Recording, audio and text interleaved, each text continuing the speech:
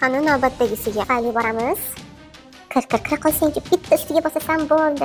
Million pullaring meniki. Voy soddaginama. Ana, plastik kartasini oldik. Pullarni sinchib olamiz. Odamlar buncha sodda bo'lmasa-ya.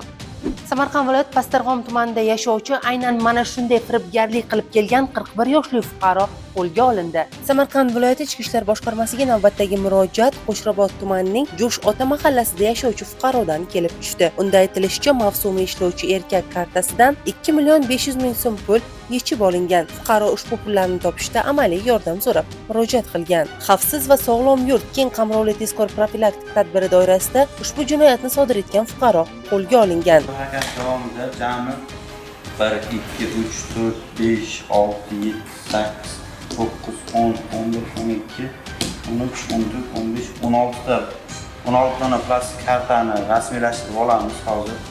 Haqiqatan shu uyingizdan chiqdi, to'g'rimi? O'zingiz ikkitasini taqdim etdingiz. Qolganlari uyingizdan chiqdi.